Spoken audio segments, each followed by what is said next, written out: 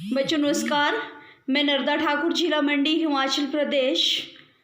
आज हम कक्षा 10वीं सूरदास के पद प्रश्नाभ्यास के उत्तर करने जा रहे हैं। तो प्यारे बच्चों, चले देखते हैं। पहला प्रश्न है हमारा, गोपियों द्वारा उद्धव को भाग्यवान कहने में क्या व्यंग्य निहित है? तो उत्तर है बच्चों इसका, गोपियों द्वारा उद्धव को भाग्यवान कहने में यह व्यंग्य निहित है कि वो अति भाग्यहीन है। वे कृष्ण रूपी जो सौंदर्य, कृष्ण के सौंदर्य में बंधे नहीं हैं, रूप सौंदर्य में उनके साथ रहते हुए भी वे उनके प्रेम से वंचित हैं। वे प्रेम के बंधन से मुक्त हैं, उनके प्रेम के बंधन में बंधे नहीं। उनका मन प्रेम से अनुरक्त होने के बजाय सुखद अनुभूति से पूर्णतः अपरिचित है। ठीक है प्यारे बच्चों, तो इस प्रकार हम कह सकते हैं कि वो भाग्यवान कहने के पीछे उनका उल्टा मतलब है कि वो भाग्यहीन मानती हैं उद्धव को, वो व्यंग्य कर रही हैं उद्धव के साथ। अगला प्रश्न है प्यारे बच्चों, उद्धव के व्यवहार की तुलना किस किस से की गई है? गोपियों ने उद्धव के व्यवहार की तुलना निम्नलिखित उदाहरणों से की है। गोपियों ने उद्धव के व्यवहार की तुलना कमल के पत्ते से की है, जो जल में रहते हुए भी उससे प्रभावित नहीं होता है। नंबर 2, वह जल में रखे तेल के मटके के समान है, जिस पर जल की एक बूंद भी टिक नहीं पाती हैं। इन उदाहरणों के माध्यम से उन्होंने उद्धव के व्यवहार की तुलना की है प्यारे बच्चों। तो आपने देखा कि वो किस तरह से उद्धव को उल्लाहना देती हैं गोपियाँ। अभी अगला और प्रश्न नंबर 3 हम देखते हैं प्यारे बच्चों। गोपियों ने किन किन उदाहरणों के माध्यम से उद्धव को उल्लाहने दिए हैं? गोपियों ने अनेक उदाहरणों के माध्यम से उद्धव को उल्लाहने दिए हैं। गोपियाँ उद्धव के व्यवहार को कमल के पत्ते के समान बताती हैं, जो पानी में रहकर भी उससे अछूता रहता है। यानी वे प्रेम के मूर्त कृष्ण के संग रहकर भी उसका अर्थ नहीं जान पाए हैं। गोपियाँ उन्हें बड़भागी कहती हैं, जो कृष्ण के संग रहकर भी प्रेम के बंधनों से मुक्त हैं। उन्हें प्रेम के मायने नहीं पता है। वे उद्धव के योग संदेश को कड़वी ककड़ी के समान बताती हैं, जो उनसे नहीं खाई जाती। यानी वे उन बातों को नहीं समझ सकती हैं, उनके लिए वो ठीक वैसी हैं जैसी वो कड़वी ककड़ी होती हैं, जिनका वो सेवन नहीं कर सकती। अगला चौथा प्रश्न है प्यारे बच्चों, उद्धव द्वारा दिए गए योग के संदेश ने गोपियों की विरागनी में घी का काम कैसे किया? गोपियाँ श्री कृष्ण के आगमन की आशा में बेचैन थी। वे एक एक दिन गिन रही थी और अपने तन मन की व्यथा को चुपचाप सहती हुई कृष्ण के प्रेम रस में डूबी हुई थी। परंतु कृष्ण ने स्वयं न आकर योग का संदेश देने के लिए उद्धव को भेज दिया। विरह की अग्नि में जलती हुई गोपियों को जब उद्धव ने श्री कृष्ण को भूल जाने और योग साधना करने का उपदेश देना प्रारंभ किया, तब गोपियों की विरह वेदना और भी बढ़ गई। इस प्रकार उद्धव द्वारा दिए गए योग के संदेश ने गोपियों की विरह अग्नि में घी का काम किया। अगला 5वां प्रश्न है हमारा, मर्यादा न लही के माध्यम से कौन सी मर्यादा न रहने की बात की जा रही है? मर्यादा न लही के माध्यम से प्रेम की मर्यादा न रहने की बात की जा रही है। कृष्ण के मथुरा चले जाने पर गोपियाँ उनके वियोग में जल रही थी। कृष्ण के आने पर ही उनकी विरह वेदना मिट सकती थी, परंतु कृष्ण ने स्वयं न आकर उद्धव को योग संदेश के साथ भेज दिया है, जिसने गोपियों के उनकी मर्यादा का त्याग करने पर आतुर कर दिया है, जिसके लिए उन्होंने अपना सर्वस्व छोड़ दिया था, अर्थात कृष्ण के लिए उन्होंने उनकी मर्यादा ही नहीं रखी। वो उनके लिए वापस नहीं आए, जबकि वो उनके प्यार में, प्रेम में दिन रात तड़पती रहती हैं गोपियाँ। बच्चों आपने पढ़ा। अगला और छठा प्रश्न है हमारा, कृष्ण के प्रति अपने अनन्य प्रेम को गोपियों ने किस प्रकार अभिव्यक्त किया है। तो बच्चों, गोपियों ने कृष्ण के प्रति अपने अनन्य प्रेम को विभिन्न प्रकार से दिखाया है।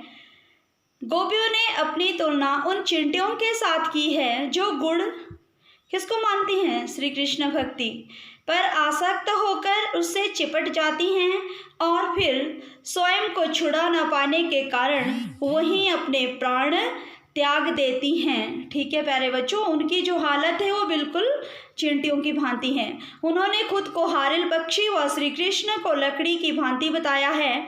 जिस प्रकार हारिल पक्षी सदैव अपने पंजे में कोई लकड़ी अथवा तिनका पकड़े रहता है, उसे किसी भी दशा में नहीं छोड़ता, ठीक उसी प्रकार गोपियों के मन, वचन और कर्म में भी कृष्ण ही बसे हुए हैं। उनके हृदय में दृढ़तापूर्वक उन्होंने उन्हें बसा रखा है। वे जागते सोते स्वप्न दिवस दिन रात उन्हें ही रटती रहती हैं। अगला प्रश्न है बच्चों हमारा, गोपियों ने उद्धव से योग की शिक्षा कैसे लोगों को देने की बात कही है। गोपियों ने उद्धव से योग की शिक्षा ऐसे लोगों को देने की बात कही है जिनका मन चंचल है और इधर उधर भटकता है। उद्धव अपने योग के संदेश में मन की एकाग्रता का उपदेश देते हैं, परंतु गोपियों का मन तो कृष्ण के अनन्य प्रेम में पहले से ही एकाग्र है। इस प्रकार योग साधना का उपदेश उनके लिए निरर्थक है। योग की आवश्यकता तो उन्हें है जिनका मन स्थिर नहीं हो पाता।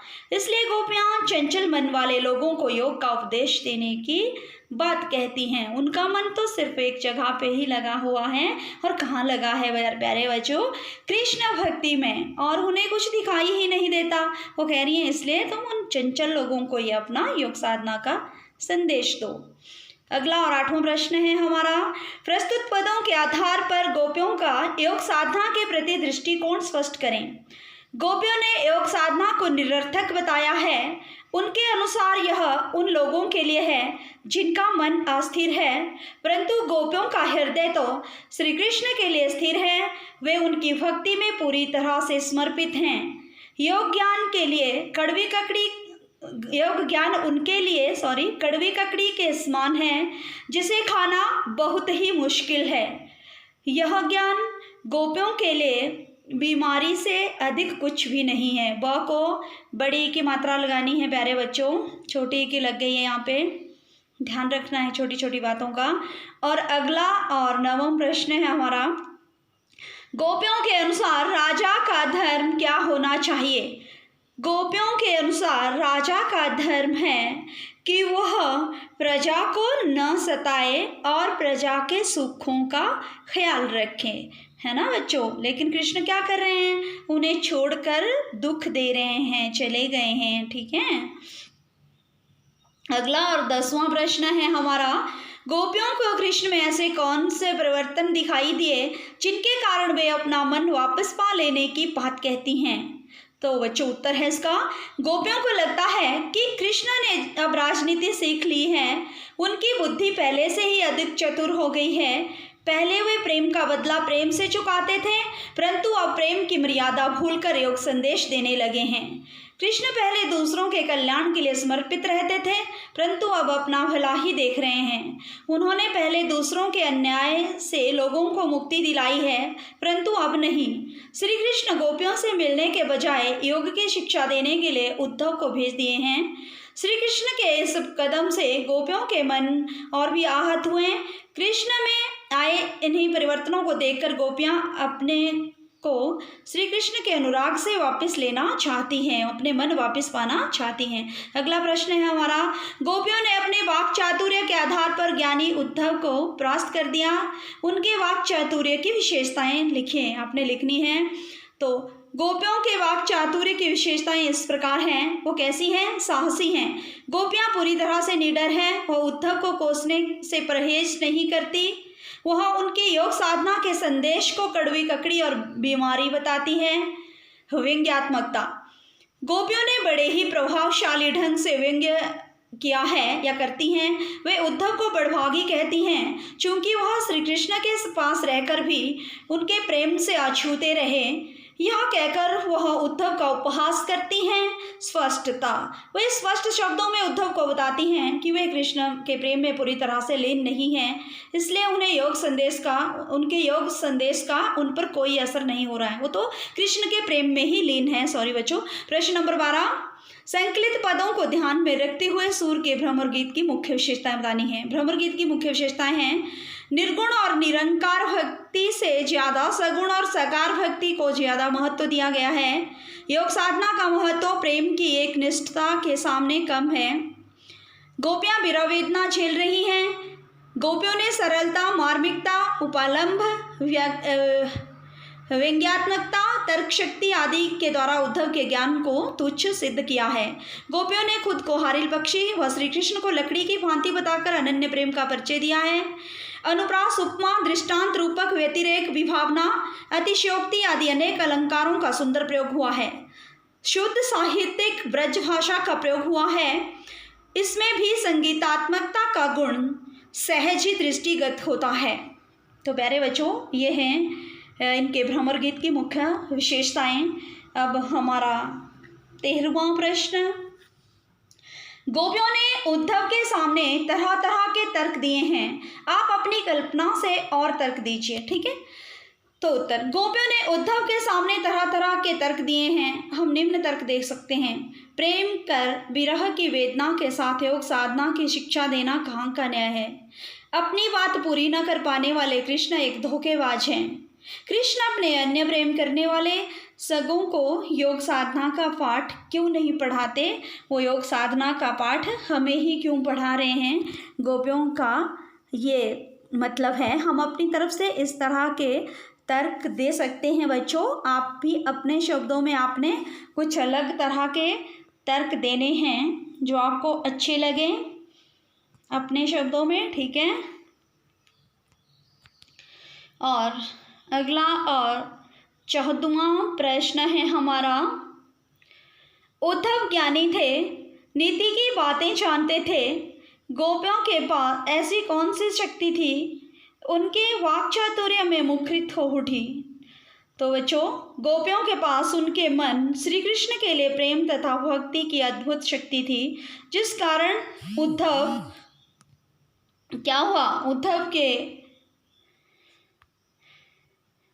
उद्धव जैसे ज्ञानी को भी उन्होंने अपने तर्कों से हरा दिया था। गोपियों ने यह क्यों कहा कि हरि अब राजनीति पढ़ाए हैं। क्या आपको गोपियों के इस कथन का विस्तार समकालीन राजनीति में नजर आता है, स्पष्ट कीजिए। तो उसका उत्तर है, गोपियों ने ऐसा इसलिए कहा है क्योंकि श्री कृष्ण ने सीधी उनसे प्रेम को भुलाने की बात न कर उन्हें उद्धव द्वारा योग संदेश का माध्यम अपनाने को कहा है या कह रहे हैं। गोपियों का कथन कि हरि अब राजनीति पढ़ आए हैं आज की राजनीति में नजर आ रहा है। आज के राजनीति नेता क्या करते हैं, मुद्दों के बारे में साफ साफ नहीं कहते हैं और मुद्दों को घुमा फिरा कर पेश करते हैं, या कहते कुछ हैं और करते कुछ हैं। आपको पता है, वो वोट लेने के समय कह देंगे कि हाँ इस गांव के लिए, इस शहर के लिए ऐसा ऐसा करेंगे, काम करेंगे। ज्यों ही वो जीत कर आते हैं तो वैसा कुछ नहीं करते। राजनीतिज्ञ की ये परिभाषा बन गई है कि वो कहते कुछ हैं और करते कुछ हैं। उनकी बातों में सच्चाई नहीं है, इसलिए इन्होंने कृष्ण को भी राजनीतिज्ञ कहा है। प्यारे बच्चों, तो आपने अपने शब्दों में इसके उत्तर देने हैं और साथ ही साथ समझ के साथ याद भी करने हैं। प्यारे बच्चों, धन्यवाद।